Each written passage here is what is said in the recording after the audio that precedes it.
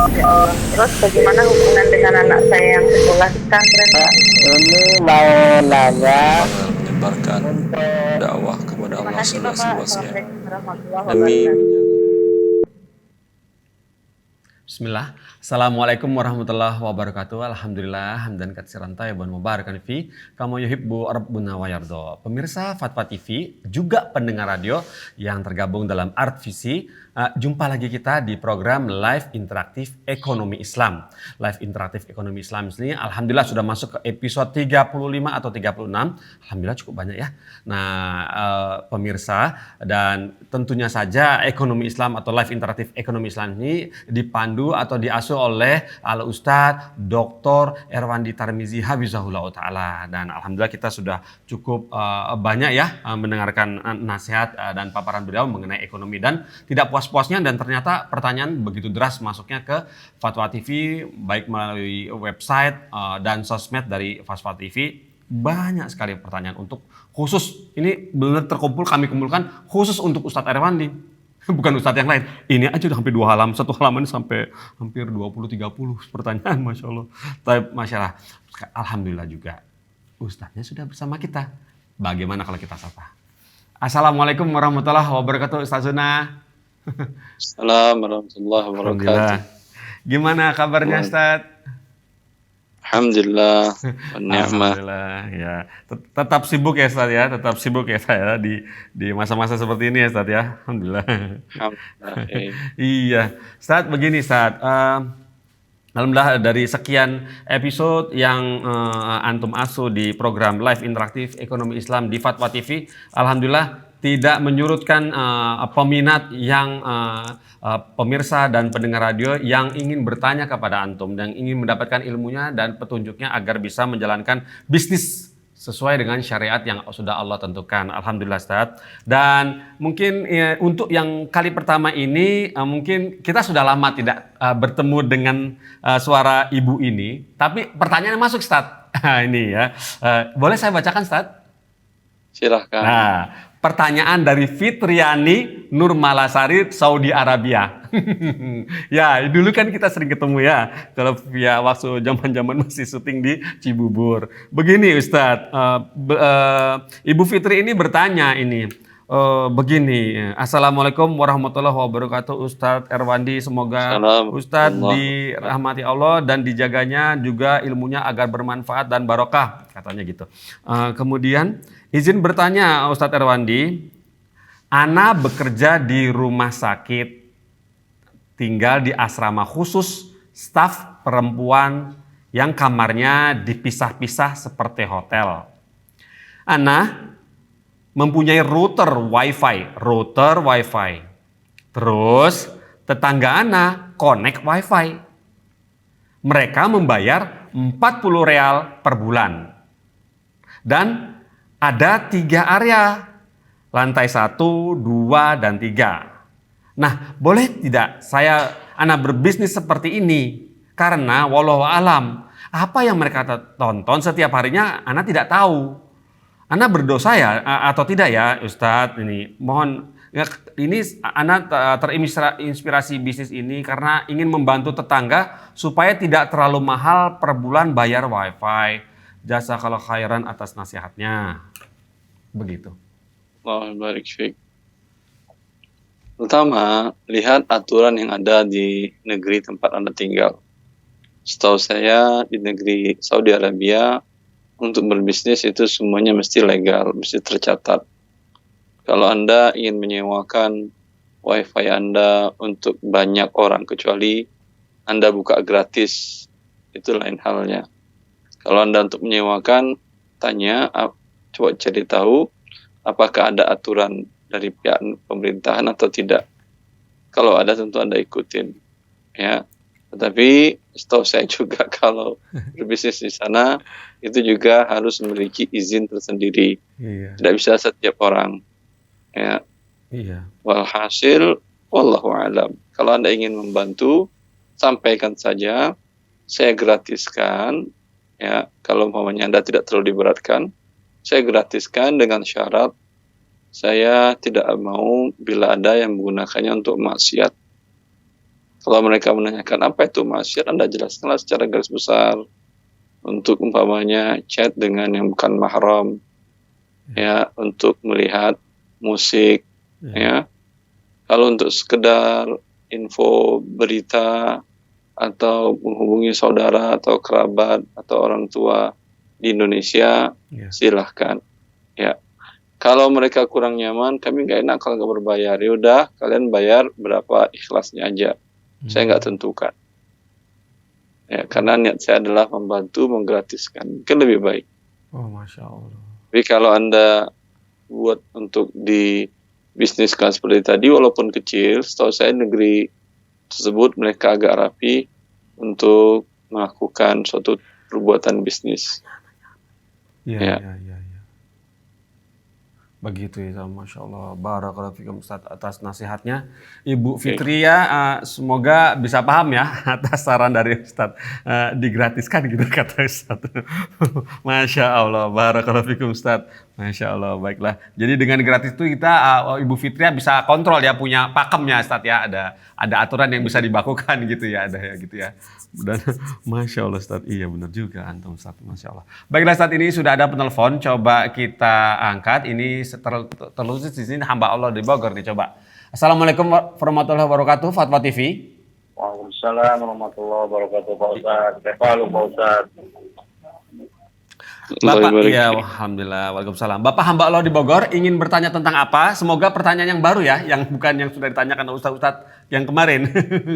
Baik, baik, Pak Ustaz. Ya, pertanyaan baru mohon ya Ustaz ya, Pak ya. Ustaz. Barakallahu fikum, Pak Ustaz. Pak Ustaz mau nanya ini, Pak Ustaz. Mau nanya tentang masalah seseorang yang dia memberikan hibah atau hadiah kepada orang lain tentang ongkos haji, Pak Ustaz. Sedangkan ongkos haji sekarang ini kan dibayarkan ke bank. Nah, pembayaran ini kan tempo nggak langsung dilunasin, Pak Ustaz, dan temponya juga cukup lama. Yang anak tanyakan, ini kalau seumpama hibah ini diberikan kepada dua orang suami istri, Pak Ustaz. Nah, kalau sampai qadarullah ternyata sampai waktu yang ditentukan ini belum sampai waktunya, orangnya salah satu yang meninggal, umpama suaminya yang meninggal. Nah, ini uang yang sudah masuk ini jadi waris apa emang tetap orang ini tetap mesti dibadalkan? Kalau laki-laki sih insya Allah mudah, kalau seumpama istrinya yang meninggal artinya laki-laki bebas. Nah, kalau yang perempuan, nah ini tinjauan secara syariat gimana Pak Ustaz? Mungkin itu aja Pak Ustaz pertanyaannya. Ya. Jazakallahu khair. Assalamualaikum warahmatullahi wabarakatuh. Sebentar. Bapak hamba Allah, Ya, ditahan dulu sebentar teleponnya. baik. Ya, Kalau meninggal, setahu saya tidak bisa gantikan. ditarik tunai. Oh. Yang bisa hanya digantikan dengan mahram yang lain. Ya, maka tidak ada waris di sana. Lalu digantikan oleh yang lain, dia niatkan atas nama orang tersebut kalau dia sudah berhaji.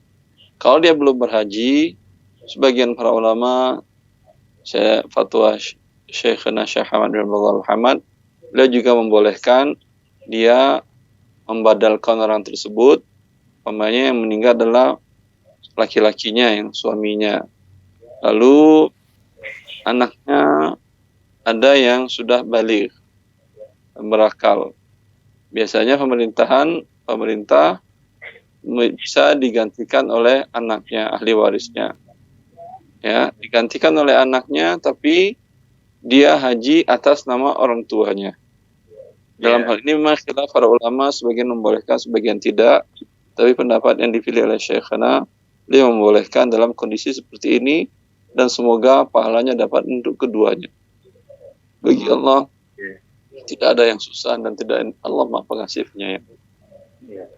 Afwan Pak Ustaz, itu kalau tadi berkenaan tentang anaknya yang melaksanakan, nah ini terhadap katakan anak-anaknya belum ada yang pernah haji, berarti kan kalau syarat haji kan mesti yang badal haji, kan mesti orangnya yang pernah melaksanakan ibadah haji, Pak Ustaz.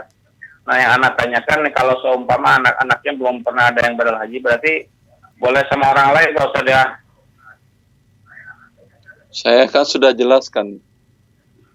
bahwasanya pendapat dari Syekhna Syekh Hamad bin Abdullah Al-Hamad dalam kitab beliau tentang manasikul hajj, beliau membolehkan dalam kondisi seperti itu boleh dibadalkan oleh anaknya yang belum berhaji, dan semoga pahalanya mendapatkan keduanya, yang dibadalkan orang tuanya dan anaknya. Paham? Paham Pak Ustadz, paham. Dapat ya Bapak hamba Allah. Nah, yang satu lagi berkenaan tentang masalah anak yang barusan Pak Ustadz. Nah, ini nggak takutnya dikhawatirkan terjadi gesekan di antara anak yang lain itu gimana maksudnya? Artinya karena orang awam, seumpama orang awam takutnya dipahaminya ini kan waris, mestinya jangan kamu dong saya. Nah, ini gimana Pak Ustadz tinjauannya dalam syariat seperti gimana Pak Ustadz? Dia kan bukan haji untuk dirinya. Kalau ada yang mau lain, ya silahkan, tentu yang paling takwa, karena dia untuk orang tuanya, tentu yang paling takwa, yang paling mengerti syariat Allah, terutama dalam syariat melakukan ibadah haji. Ya. Bapak sudah paham? Paham, insyaallah. Baiklah. Paham. Oke, alhamdulillah. Jazakallah khair atas teleponnya Bapak hamba Allah. Sampai ketemu lagi, alhamdulillah. Terima kasih sudah telepon ke Fatwa TV. Baiklah Ustaz, alhamdulillah seperti itu. Berikutnya kita coba baca Ustaz. Ini pertanyaan di website dari Ibu Cica. Ibu Cica di Banten Ustaz, Tangerang. Assalamualaikum warahmatullahi wabarakatuh Ustaz Erwandi. Saya ada dua pertanyaan ini yang menurut saya agak ganjil. Ini pertanyaan pertama adalah, apakah benar jika kita taklim di suatu tempat, maka zakat penghasilan harus disetor ke tempat di mana kita mengaji? Itu pertama. Kedua, ini pendapat yang pertama ini, ya. Anda akan mengatakan apakah benar? Jawabannya tidak benar. Siap. Nah, to the point. Kalau umpamanya yang mengatakan itu mengatakan benar, silahkan datangkan dalilnya. Ya, baik. Zakat dibagikan bukan di tempat mengaji, tidak ada tempat mengaji, tapi di mana Anda tinggal. Oh, tinggal malah, bukan tempat mengaji ya. Tu'khadhu min aghniyaihim wa turaddu ala fuqaraihim. Diambil dari yang kaya di antara mereka, diberikan kepada yang fakir miskin di antara mereka di mana Anda tinggal, tentunya di masyarakat mana Anda tinggal. Ya, Anda Banten. tinggal di umpamanya di Banten ini, di Banten. Ya. Di Banten ya. Anda ngajinya online. Gimana dong? ada Ustadz Anda umpamanya dari Jember, ada Dr. Abdullah Roy. Badan dari Madinah mungkin ada Ustadz Ariful Badri, Bahri misalnya. Ariful Bahri. Iya. Berarti Anda harus dekat ke Madinah dong. Iya. Ini tidak ada pendapat seperti ini dalam agama kita, tidak ada. Tapi di mana Anda tinggal, iya. Masya Dan Allah. hikmahnya banyak tentunya. Iya. Ketika Anda punya zakat mal, tentu tetangga-tetangga Anda, kerabat Anda yang dekat dari Anda tinggalnya tentu lebih membutuhkan dari yang jauh. Iya. Tetangga Anda dalam keadaan memang tidak terkena banjir bandang tetangga Anda, Iya. tapi banjirnya kecil atau banjirnya lokal, yaitu ketika angin berhembus kencang, kemudian atapnya bocor sehingga banjir lokal dari rumahnya aja. Ya. Iya. Dan dia tidak punya kemampuan untuk merenovnya. Dan dia harus, karena hujan tidak berhenti, dia harus mengungsi ke masjid sebentar dan DKM membolehkan. Iya. Anda punya zakat. Ini demi Allah lebih baik Anda berikan untuk renov rumahnya, dan untuk Anda berikan dia tinggal di penginapan sementara waktu sampai renov rumah selesai, uang zakat Anda tadi. Daripada Anda kirim ke kaum muslimin yang terkena banjir bandang di berbagai daerah di negara kita. Iya, Masya Allah. Tapi kalau tidak ada di daerah Anda, baru ke daerah lain. Ya. Baru ke daerah lain. Tidak ada di daerah lain, baru ke luar negeri. Ya, itu hikmah zakat. Sehingga orang-orang yang dekat yang melihat harta Anda bertambah, itu merasakan manfaatnya sehingga hilang kecemburuan sosialnya. Iya. Dia merasa senang dengan Anda. Yang bagaimanapun juga, kesenjangan itu menimbulkan di dalam jiwa orang yang berkekurangan. Bukan kita mengatakan iri atau tidak, tapi memang itu tabiat yang diberikan oleh Allah setiap manusia. Iya. Ya, terenyuh hati Anda. Saya terkena musibah banjir lokal. Tetangga saya, si fulan fulana, kaya, berkecukupan, setiap hari Allah berikan pertambahan hartanya. Tapi 1 rupiah pun belum sampai ke rumah saya. Apa dia belum mendengar ya? Tapi kayaknya tidak mungkin juga. Belum mendengar, namanya berita kalau ada tetangga di kampung kan cepat jalannya Iya. sampainya. Walaupun tidak ada medsos. Iya. Ya. Maka tentu ada suuzon ini akan merusak hubungan satu dengan lain dalam anggota masyarakat.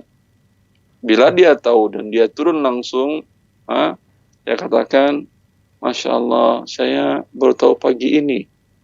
Qadarullah, kejadiannya sudah dari tadi malam. Saya baru tahu pagi ini ketika tetangga lagi nyapu-nyapu begitu dengan tetangga lagi ngobrol begitu sampainya. Anda langsung tetangga datang ke rumah Anda atau datang ke masjid karena tahu Anda sudah ke masjid. Mohon maaf sekali kata dia. Ayo saya antarkan ke penginapan biar direnov dulu atap rumah Anda. Mungkin butuh waktu 1 pekan. Saya nggak ada uang ibu, mau ke penginapan nggak ada uang saya. Nggak ada. Semua biaya di penginapan dan biaya makan selama seminggu selama di sana saya bayarkan ke rumah makan yang terdekat. Anda tinggal ambil apa aja, tinggal di sana, banyak beribadah kepada Allah, banyak berdoa kepada Allah, istighfar kepada Allah Azza wa Jalla, dan rumah Anda sudah saya panggil kontraktor. Uang saya nggak ada memperbaiki renov, sudah saya yang menanggung semuanya biayanya. Saya nggak mau memberatkan Anda, bukan memberatkan Anda. Ini kewajiban saya karena ada zakat saya. Masya Allah. Itu tentu akan mempererat hubungan satu anggota masyarakat dengan anggota masyarakat yang lain. Antara yang kaya dan miskin saling berbagi. Iya. Ya, terjadi sesuatu di rumah Anda, pasti dia yang paling dulu turun membantu Anda. Iya. Terdengar ada suatu kabar tidak baik di rumah Anda, ada musibah, dia akan turun di rumah Anda walaupun tidak dipanggil. Iya. Ini yang diinginkan oleh agama Allah Azza wa Jalla dengan syariat zakat ini. Masya Allah. Ya, baik. Masya Allah. Barakallahu fikum Ustaz atas nasihatnya dan juga tipsnya agar sesama bertetangga. Afan akhi. Walau dikatakan dia nggak satu pengajian dengan saya Ustaz. Iya. Dia hanya kajian tradisional Ustaz. Atau umpamanya dia nggak satu pengajian dengan saya, dia umpamanya segala macam kajiannya. Kayaknya kajian-kajian yang macam-macam lah. Iya. Ya. Ya. Anda seorang muslimah dan dia masih muslimah, kecuali dia kajiannya kajian yang sudah keluar dari agama Allah. Iya. Kajian yang aliran-aliran yang menyimpang. Iya. Ya, seperti aliran yang difatwakan sesat dan kafir oleh MUI seperti Syiah dan lain-lainnya, Ahmadiyah dan lain-lainnya, itu mungkin ranahnya Ustaz di doktor-doktor akidah yang isi di Fatwa TV juga. Tanyakan kepada mereka. Dia muslimah, sholat 5 waktu, puasa di bulan Ramadan, ya, walaupun tidak sepengajian dengan Anda, ya, ustadznya bukan ustadz Anda, ya, wajib Anda bantu karena dia tetangga Anda. Selagi dia muslimah, ada hak wajiban pada diri Anda sebagai dia tetangga dan sebagai saudari muslimah. Andai pun dia tidak muslimah, juga ada hak bertetangga. Ya. Begitu Ustaz. Seperti. Masya Allah. Barakallahu fikum Ustaz. Mendahulukan tetangga ya Ustaz ya. Masya Allah. Bukan tempat pengajian. Artinya kajian bukan menjadi tempat seseorang wala wal barok di situ. Ya. Dimana hanya kajiannya saja yang saudarinya atau saudaranya, yang bukan sekajiannya, bukan saudarinya, bukan muslimah, ikhwan akhwatnya dia. Ya. Tidak, innamal mu'minuna ikhwah. Allah mengatakan orang-orang beriman itu adalah bersaudara. Selagi bertemu dalam keimanan kepada Allah, Rabb, Masya Allah, Nabi kita Muhammad SAW, ya, salat ke kiblat yang sama ke Ka'bah, sholat 5 waktu yang sama, berarti kita masih bersaudara-bersaudari. Ya, tapi kalau robnya sudah berbeda, kitabnya sudah berbeda, kiblatnya sudah berbeda, sudah ke kubur umumnya atau kemana, secara sholatnya sudah beda fatal, ya, tentu tidak ada persaudaraan dari agama dalam itu. Tinggal lagi hak bertetangga ada. Selagi dia tidak kafir harbi. Karena Allah tidak melarang antabarruhum wa tuqsitu ilaihim. Kalian berbuat baik kepada orang-orang kafir yang mereka tidak mengganggu kalian dan tidak memerangi kalian dan tidak mengeluarkan kalian dari negeri kalian. Baik. Baiklah, alhamdulillah, masya Allah, lengkap ya. Baiklah, alhamdulillah, Ustaz. Barakallahu fikum atas nasihatnya mengenai untuk nasihat untuk Ibu Cica ya. Semoga Ibu Cica menyaksikan acara ini dan bisa paham apa yang sudah disampaikan oleh Ustadz Erwandi. Berikutnya ini pertanyaan dari Pujiati, Jawa Barat, Cirebon, Ustadz. Assalamualaikum warahmatullahi wabarakatuh, Ustadz Erwandi. Saya sudah bercerai dengan memiliki 3 anak. Mantan suami meminta surat sertifikat rumah saya untuk digadaikan, sertifikat rumah untuk digadaikan di bank guna menutupi utang-utang usaha usahanya gitu. Si suami. Terus kemudian karena untuk jual rumah belum ada yang mau. Dari uang itu sedikit akan diberikan kepada saya untuk modal usaha. Bolehkah saya memanfaatkan uang itu ya Ustadz? Barakallahu fikum. Allah barik fiik. Masalahnya rumahnya milik siapa? Suami, mantan suami, atau milik yang bertanya? Jadi kalau di sini tidak tersebut rumah milik siapa, tapi yang jelas sertifikat dipegang oleh istrinya. Nah iya begitu. Tapi milik siapa? Bisa jadi dulu mantan suaminya dia beli rumah, kemudian dia berikan nama kepada istrinya. Itu tentu berbeda. Hanya pakai pinjam nama saja. Ya. Itu berbeda tentunya. Di sini ada tertulis nanti kalau mengingat saya tidak tahu kelanjutan usahanya suami yang akan menjadi mantan suami saya ini. Kalau saya punya usaha, insya Allah saya lebih mandiri secara finansial untuk memenuhi kebutuhan anak-anak sekolah setelah bercerai. Jadi yang minta digadaikan itu adalah si suami yang akan bercerai dengan istri ini, Ibu Pujiati ini, gitu. Belum bercerai. Rencana bercerai ini dalam perjalanan bercerai begitu, Ustaz. Tadi mantan suami. Jadi di sini saya sudah bercerai dengan dibilang sudah bercerai, Ustaz. Dia bilang sudah bercerai. Mungkin sudah bercerai secara syariat, tapi belum secara negara. Iya. Aturan negara atau belum keluar surat cerainya. Iya, begitu. Sudah berpisah rumah dan sudah saling tidak bisa bersatu lagi. Iya. Ya wallahu alam. Kalau rumah itu memang punya istri, tentu haram dia minjamkan untuk digadaikan ke bank. Yang halal bagi dia hanyalah menjualkan. Kalau itu milik suami, tentu tinggal diserahkan ke suami.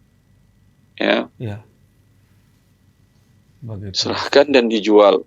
Iya. Masalah lama dan cepat tentu minta kepada Allah Azza wa Jalla. Masya Allah. Karena sering diingatkan, la yastabti'anna ahadukum rizquhu ayyatiya maharim Allah fa innama indallahi la yunalu bil ma'siyah. Janganlah lambatnya rezeki salah seorang kalian datang menyebabkan dia menjadi berbuat maksiat kepada Allah. Astagfirullah. Karena sesungguhnya yang di sisi Allah itu tidak diambil dengan berbuat maksiat kepadanya. Ya. Tadi mengatakan kalau dijual lama lakunya. Itu kan perkiraan Anda. Iya. Ya. Andai lama lakunya. Terus kenapa emang saya harus ke penggadaian. Kalau ke penggadaian berarti Anda pinjam dengan riba, di mana Anda hanya pinjam uang, dibayar berbunga, kemudian jaminannya rumah.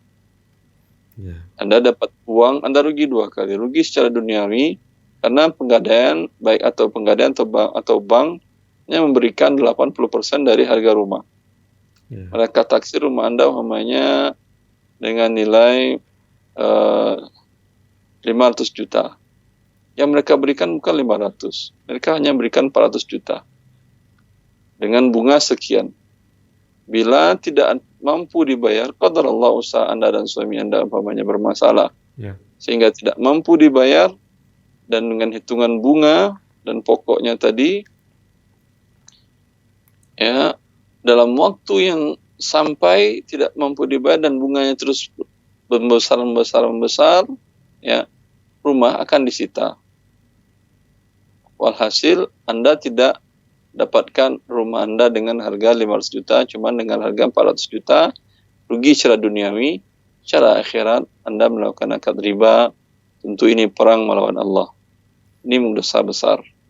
Ya. Perang melawan Allah dengan tujuan Anda mencari rezeki. Tentu rezeki tidak akan didapatkan, yang didapatkan adalah murka Allah Azza wa Jalla. Ya. Ya. Masya Allah. Barakallahu fikum. Maka jangan pernah dilakukan. Bersabarlah Bersabar. dan minta. Iya, Ustaz. Masya Allah, barakallahu fikum Ustaz atas nasihatnya. Intinya harus bersabar. Baiklah. Ini pertanyaan berikut Ustaz dari Abdillah Syafiq. Abdillah Syafiq. Abdillah Syafiq. Iya. Ada telepon masuk. Coba kita nantikan sesaat. Apakah bisa tersambung? Baiklah. Kita coba sapa. Assalamualaikum. Fatwa TV. Waalaikumsalam. Masya Allah. Dari Bapak Abdullah Pakanbaru, betul? Iya. Masya Allah. Apa kabar Pak Abdullah? Lama tak sua nih. Ya, alhamdulillah Pak. Nanya emas? Ya. Enggak. Sekarang enggak tentang emas nih. Oh, enggak tentang emas, perak. Baiklah, silakan disampaikan kepada Ustadz Erwandi. Oh ya, assalamualaikum warahmatullahi wabarakatuh, Ustadz. Assalamualaikum warahmatullahi wabarakatuh, Pak Abdullah. Ya, saya mau nanya tentang ongkos naik haji bisa, Ustadz? Silahkan. Gini kan Ustadz, apa benar itu Ustadz ya, kalau kita pilih naik haji secara reguler, ongkosnya sudah disubsidi oleh pemerintah? Kalau iya, bagaimana status subsidi ini Ustadz?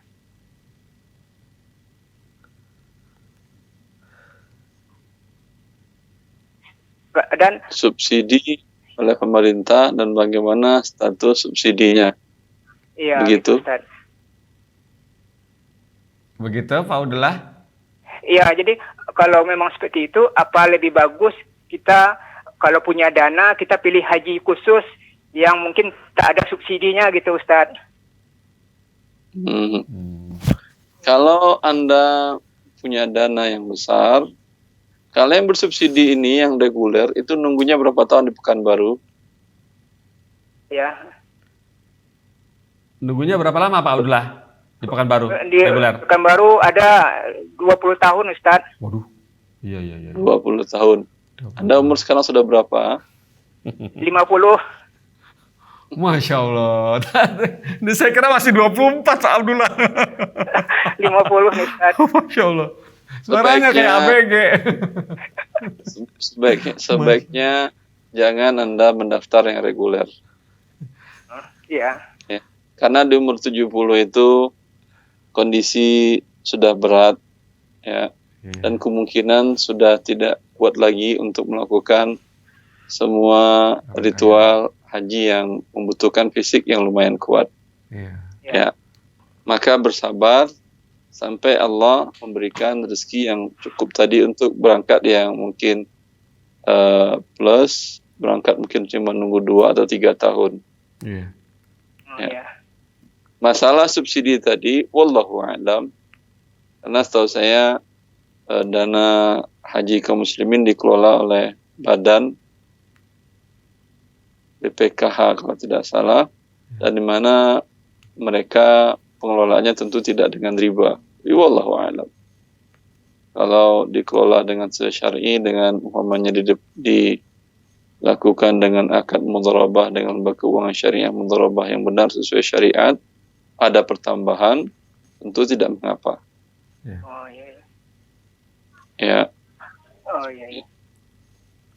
Ya, bagaimana? Oh iya. Pak Abdullah? Ya, Bisa paham? Ustaz. Ya, jazakallahu khairan Ustaz. Allah yang barik.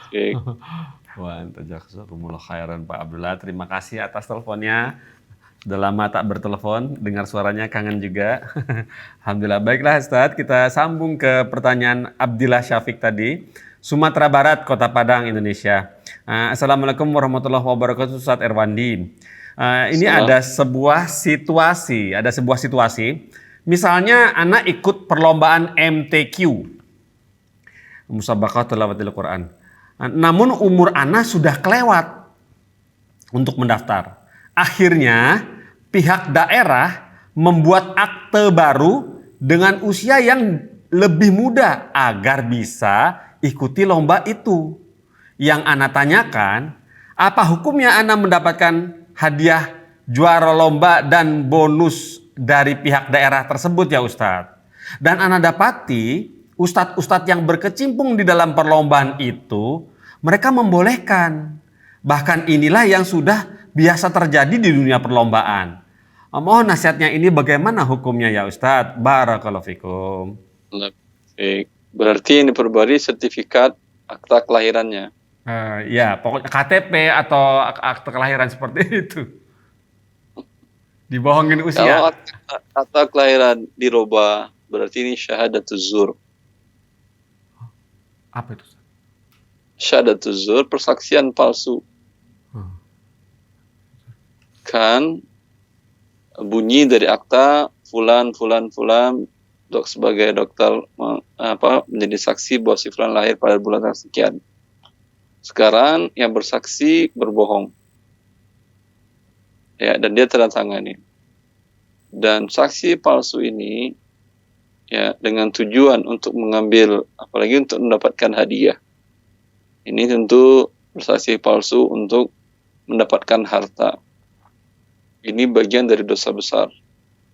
Rasulullah SAW ketika beliau berkhutbah, beliau mengingatkan umatnya, kaum muslimin, para sahabat, ala wa syahadatuz zur, ala wa syahadatuz zur, ala wa syahadatuz zur. Sungguh jangan pernah kalian melakukan menjadi saksi palsu, memberikan persaksian palsu, memberikan persaksian palsu. Maka perbuatan Anda ini, bila Anda menyetujuinya atau Anda yang prosesnya, ini perbuatan dosa besar. Dan hadiah yang didapatkan dengan cara berbuat dosa besar tadi adalah haram semuanya. Lalu diapakan? Diberikan kepada fakir miskin. Total, Ustaz? Semuanya, Ustaz? Total. Semuanya.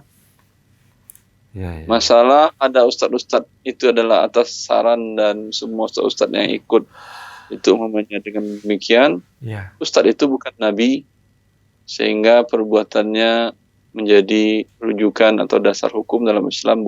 Dia bukan nabi. Ya. Nabi yang kita tuntut, yang kita turuti perbuatan yang kita contoh adalah sallallahu alaihi wasallam, Nabi Muhammad bin Abdullah. Ya. Dan beliau yang mengingatkan umatnya untuk tidak melakukan persaksian palsu. Ya. Masya Allah. Total dikasih semua ke fakir miskin, tidak boleh sisa ya. Masya Allah ya, berdosa besar. Dan bertaubat kepada Allah, kemudian itu semua identitas palsu tadi dibakar. Identitas palsunya dibakar ya, bertobat kepada Allah dan begitu. Tapi yang masalahnya identitas lamanya masih ada atau tidak? Nah, keburu hilang nanti yang baru dibakar. Kalau masih ada, yang baru tadi dibakar semuanya. Iya. Kalau tidak ada, tentu minta kepada yang berwenang merevisi. Ya, untuk direvisi. Iya. Sesuaikan dengan yang Ada-ada aja. Iya, ya Ustaz. Barakallahu Ustaz atas nasihatnya seperti itu. Semoga Bapak Abilah Syafiq tadi bisa paham apa yang sudah disampaikan oleh Ustadz Erwandi ya. Alhamdulillah ini sudah ada penelpon masuk. Coba kita sapa. Assalamualaikum Fatwa TV. Assalamualaikum. Ya, waalaikumsalam. Dari Bapak siapa di mana? Hamba Allah di Pulau Jawa. Hamba Allah di Jawa Timur. Ya, Baiklah, apa yang ingin disampaikan? Silakan. Ustadz, kan kota saya ini bukan kota metropolitan, Ustadz. Jadi mungkin tidak tidak tahu saya ada toko asli apa enggak. Jadi gini Ustadz, ketika saya berkunjung ke sebuah toko baju, mungkin di sana tokonya bukan toko besar, jadi di sana jual berbagai macam merek baju Ustadz. Entah itu KW, saya tidak bisa memastikan Ustadz. Saya ragu-ragu apakah ini KW atau kok tidak Ustadz. Jadi ada semacam jaket, ada semacam baju. Mungkin di sana mereknya macam-macam Ustadz. Tokonya mungkin toko masyarakat, toko kecil itu Ustadz. Yang saya tanyakan, daripada nanti saya dapat dosa, saya ingin beli jaket Ustadz. Namun mereknya tuh saya lepas Ustadz. Jadi saya tidak mau memakai merek tersebut Ustadz. Karena saya tidak bisa memastikan Ustadz apakah ini asli atau tidak. Bagaimana dengan jaket yang saya beli Ustadz? Apakah boleh membeli jaket seperti itu Ustadz? Terima kasih. Ya, Allah barik. Anda ragu, Anda tanyakan kepada dia, ini barangnya asli atau KW? Untuk seperti itu Ustadz, mohon maaf terkesannya takalluf Ustadz. Mungkin dari sebagian kita kan tidak bisa seperti itu Ustadz. Artinya kan, Pak ini jaket apa KW? Orangnya juga gak ngerti. Biasanya kulakan, satu kali kulak, datangnya berbagai macam merek Ustadz. Murah-murah gitu Ustadz. Afwan, kalau barang yang ori, biasanya dia menjualnya melalui outlet khusus. Ya betul Ustadz. Ya, kalau untuk barang ori yang mahal sifatnya ya, produk-produk yang mahal. Tapi kalau barang ori ya, tapi dia belum menjadi merek branding yang mahal, itu biasanya bisa juga dijual kulakan. Enggak, soalnya biasanya mereknya tuh terkenal. Terkadang saya juga tidak bisa memastikan Ustadz. Ini terkenal, terkadang toh mereknya nggak terkenal. Saya ragu-ragu Ustadz. Mereknya merek A. Apa contoh merek yang Anda ragu tadi? Contoh mereknya apa umpamanya? Misalnya merek Ripkal Ustadz. Ripkal itu terkadang ini saya tidak bisa memastikan apa ini asli, apa ini palsu gitu Ustadz. Apa nama merek Ripkal? Ya Ripkal. RIPCURL ya? RIPUCL itu. Ripkal itu. Ripkal. Itu memang merek-merek outbound ya untuk outdoor gitu ya? Iya, merek-merek seperti itu kayak seperti semacam naik gunung Ustadz, ya gitu.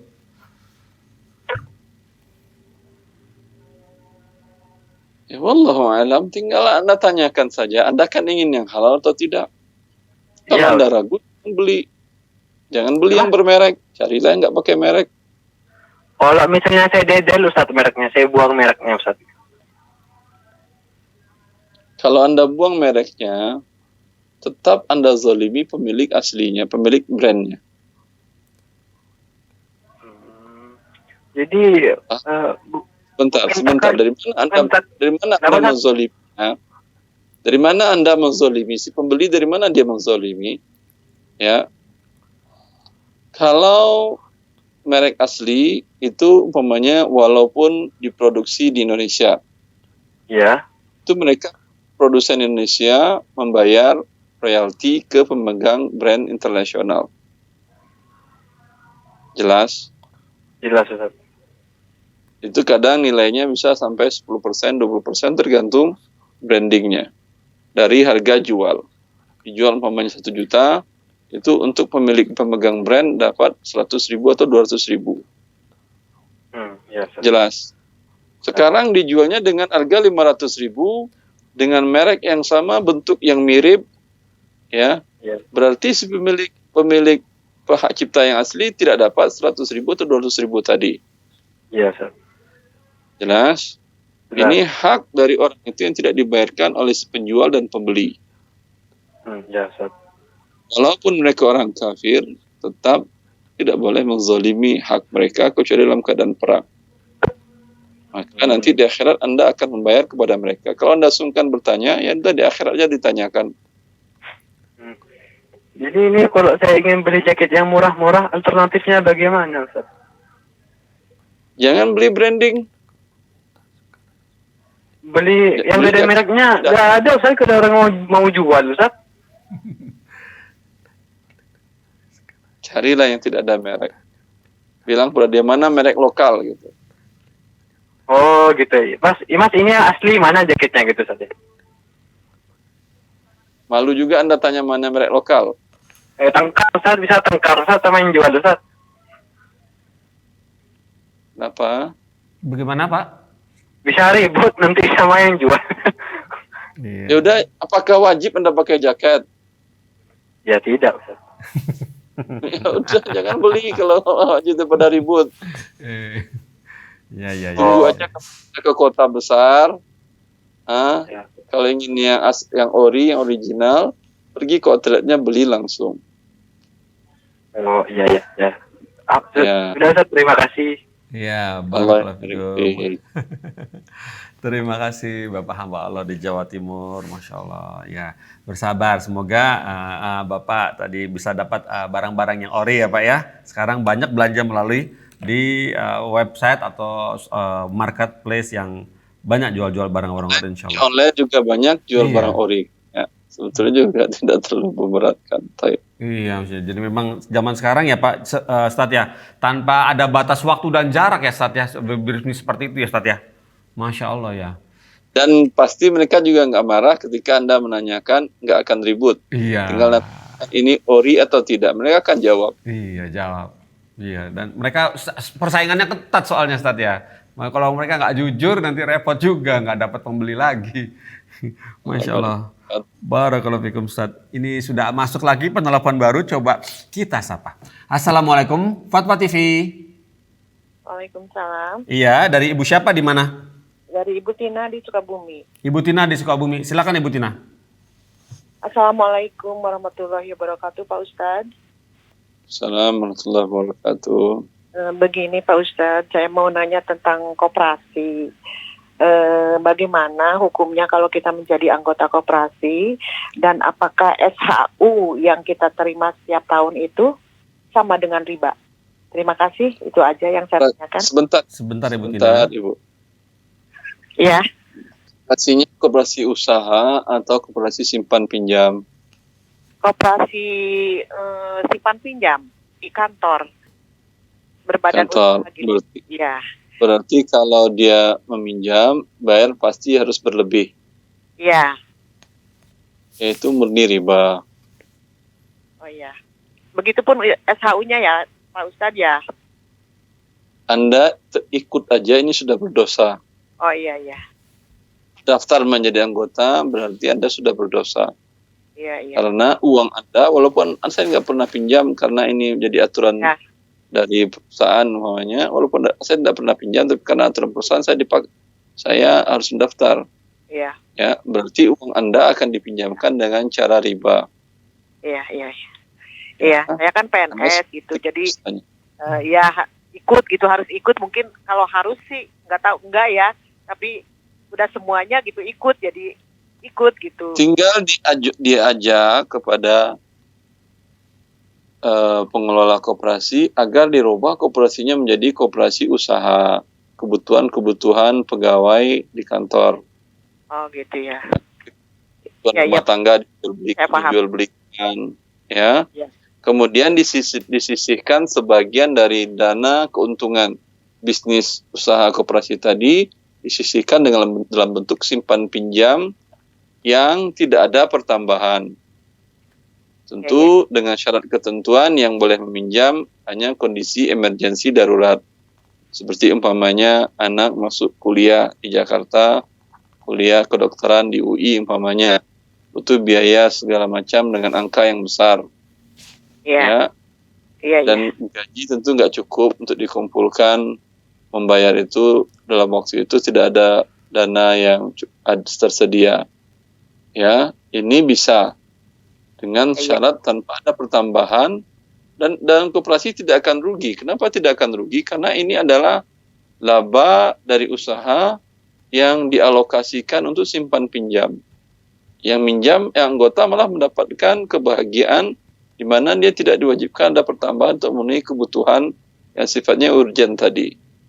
Yang lain pun tidak dirugikan karena yang satu dalam bentuk usaha tetap ada hasil usahanya yang halal dalam usahanya tadi.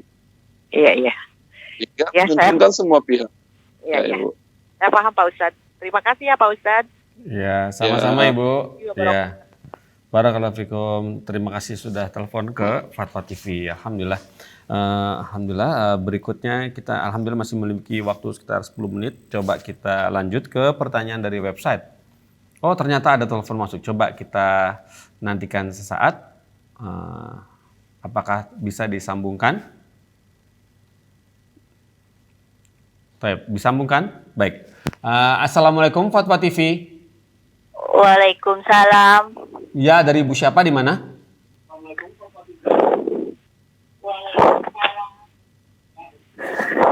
Dari Hamba Allah Jakarta.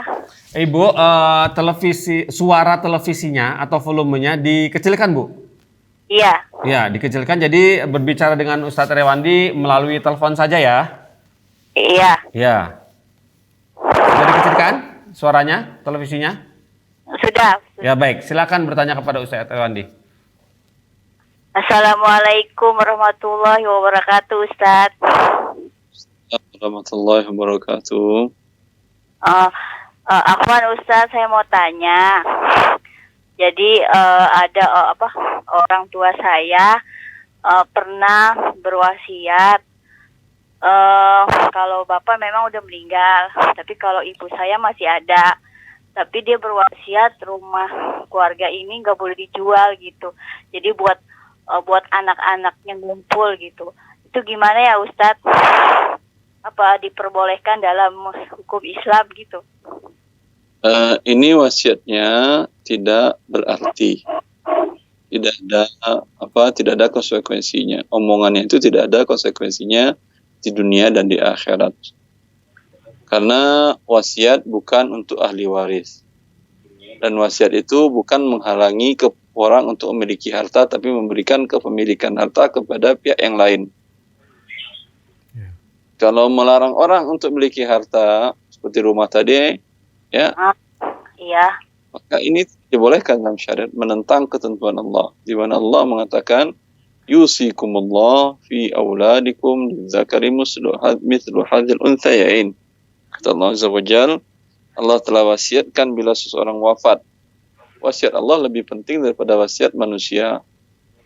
Bila seseorang wafat, hartanya dibagi untuk anak laki-laki 2 bagian, untuk anak perempuan 1 bagian. Kata Allah Azza wa Jalla, itu wasiat Allah. Kalau sudah menjadi milik dia, terserah dia. Mau dijualnya, mau tidak mereka jual, itu terserah mereka.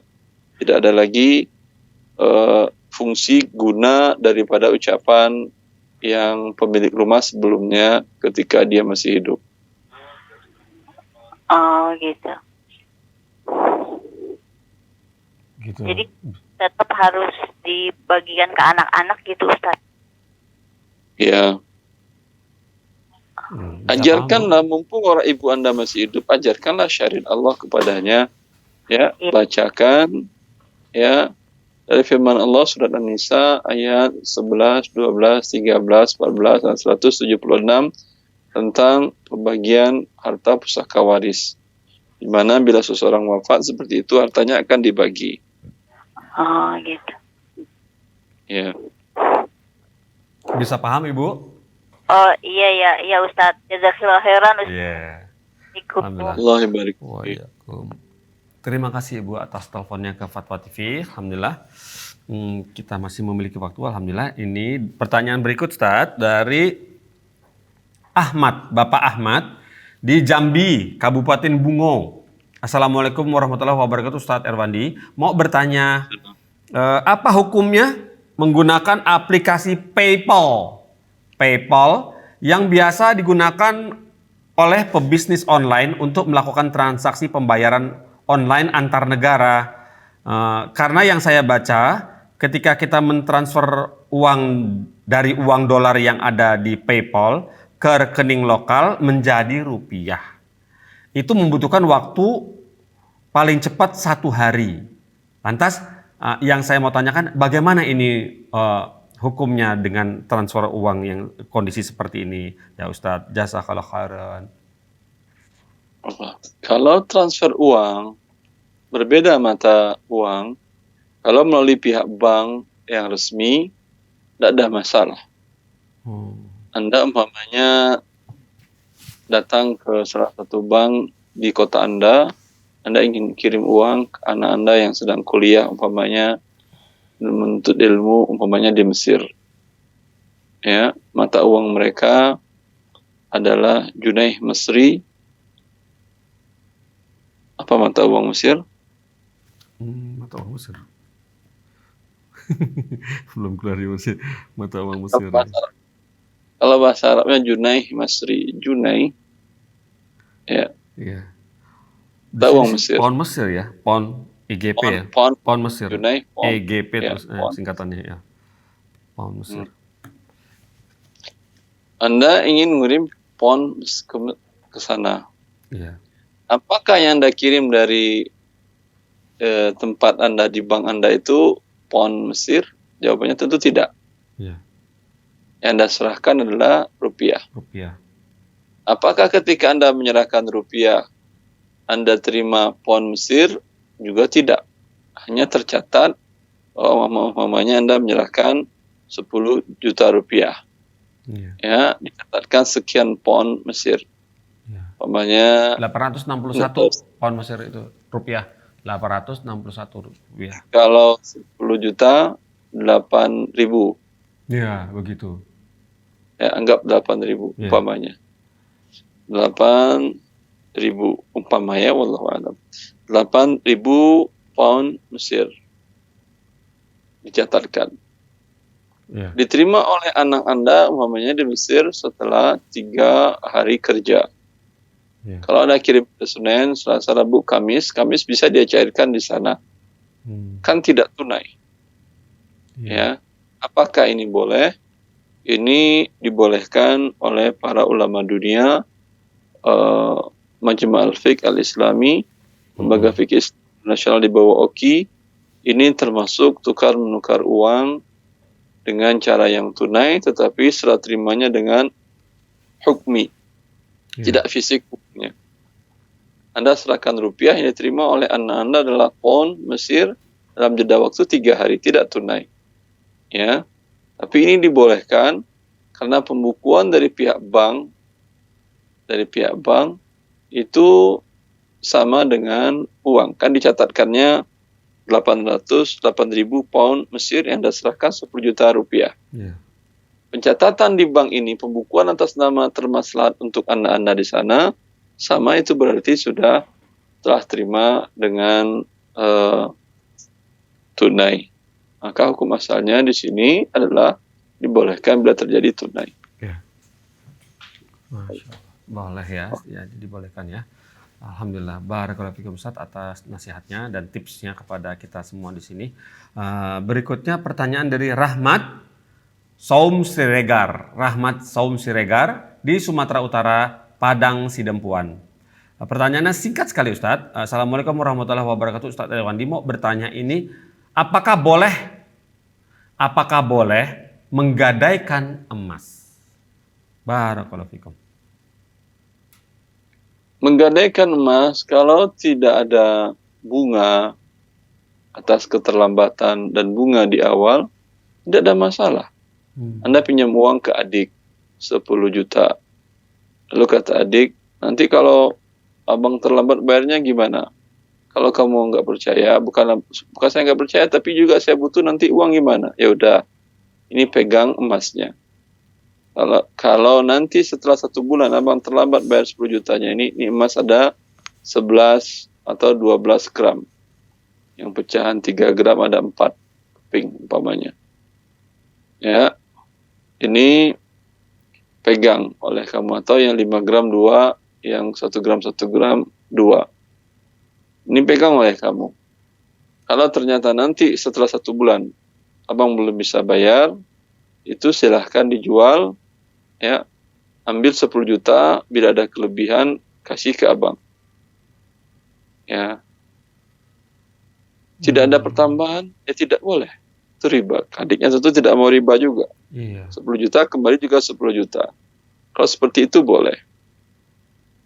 Tapi kalau menggadaikan ke penggadaian, ya, mereka akan meminta bunga dari uang yang mereka pinjamkan 10 juta tadi. Yang Anda bayar bukan 10 juta lagi. Iya. Ya, mungkin bisa berlebih. Terlambat Anda akan dikenakan sanksi pertambahan pembayarannya. Makanya ribanya 2 kali. Ribanya Daripada dua. Anda ribanya 2 kali dan Anda rugi secara materi karena yang Anda dapatkan uang pasti bukan sebesar emas tadi. Kalau emas tadi nilainya umpamanya 12 juta, Anda tidak akan dapatkan 12, paling sekitar 10 atau 10 sekian. Oh, Ya, daripada Anda rugi 2 kali, lebih baik emas itu Anda jual dapat uang penuh dan Anda tidak ada dosa. iya. Ya, untung Anda dunia akhirat. Iya. Betul begitu ya Ustadz ya. Jadi memang yang namanya gadai itu kan erat kaitannya dengan bunga ya Ustadz ya, umumnya Ya, begitu ya. tergantung kalau dengan saudara tentu dia tidak ingin riba juga kalau dia Iya. tahu. Dan sampaikanlah bahwa itu riba kalau ada pertambahan. Dia hanya ingin membantu saja. Iya. Tapi dia ingin bantu, dia juga tidak ingin dizolimi oleh saudaranya yang minjam tadi.